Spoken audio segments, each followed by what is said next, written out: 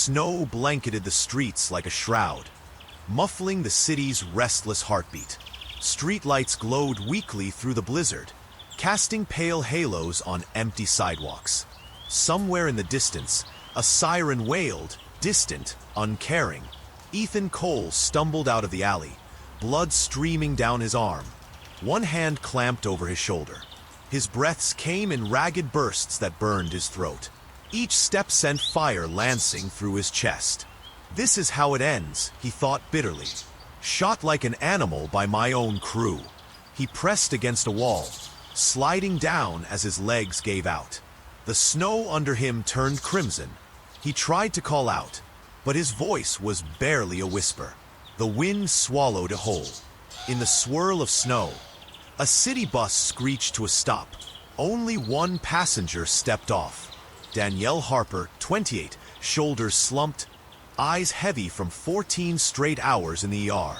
She was exhausted, numb, and dreaming only of bed.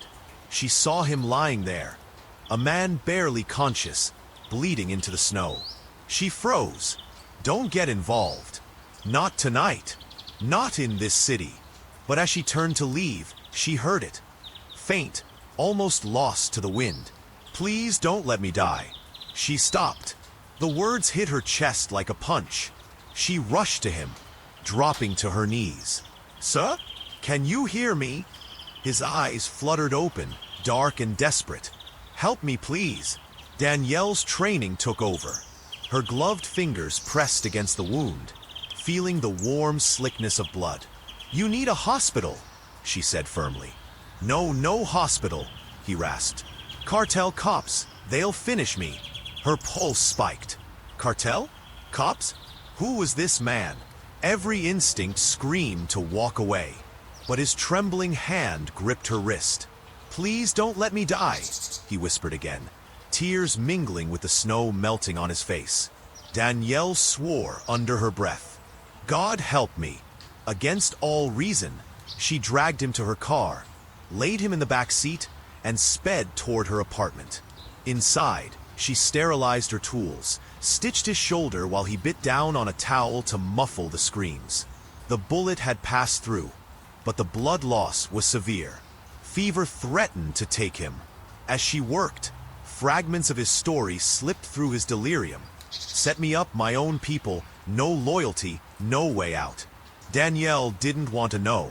She just wanted to keep him alive. By dawn, the bleeding stopped. Ethan opened his eyes, sweat-soaked and pale. Why'd you help me?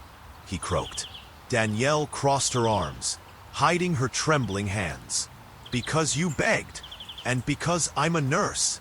Don't make me regret it. For 2 days, Ethan stayed hidden, silent and tense.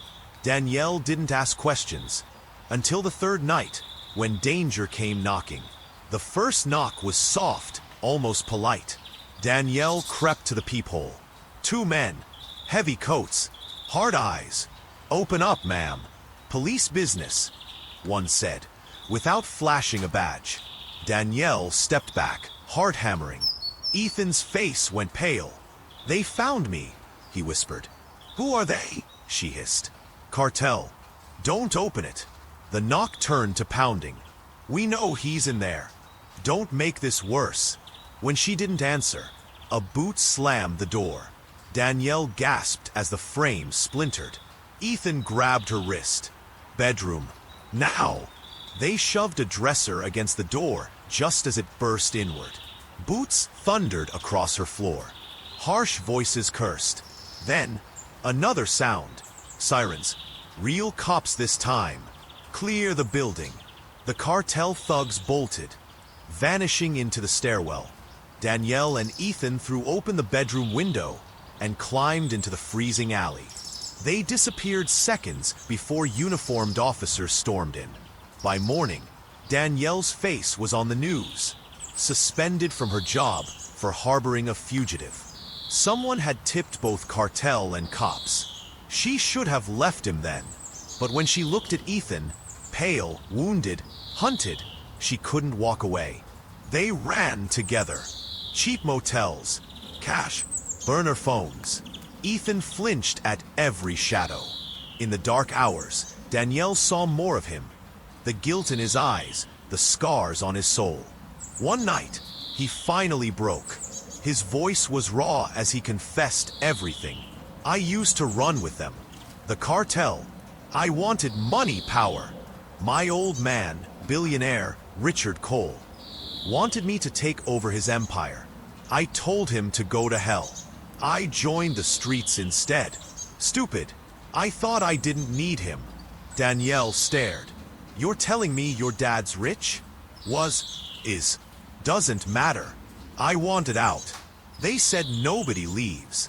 So they shot me and left me to die in the snow. His voice cracked. I've done bad things. Things I can't take back. Danielle took his hand. Then do something good now. Make it count. With her help, Ethan contacted Calvin Reed, an investigative journalist who'd been tracking cartel corruption inside the police department. They started gathering evidence, secret recordings, tracing dirty money, exposing names. But Ethan's old crew wasn't done. They sent men to the motels. One night, Ethan and Danielle barely escaped through a bathroom window as bullets shattered the door. Another night, they found a message carved into her car hood. We know where you sleep. Ethan barely slept. When he did, he dreamed of faces, men he'd betrayed and men who'd betrayed him. Danielle saw the torment in his eyes. He wasn't just running from death. He was running from his own past. The final showdown came on a bitter midnight. Ethan agreed to meet his old boss under the pretense of peace. Danielle stayed hidden nearby with Calvin, Mike live, camera streaming. But it was no peace. The boss smiled coldly. You should have stayed down in that snow, Ethan. Guns came up. Muzzle flashes lit the night.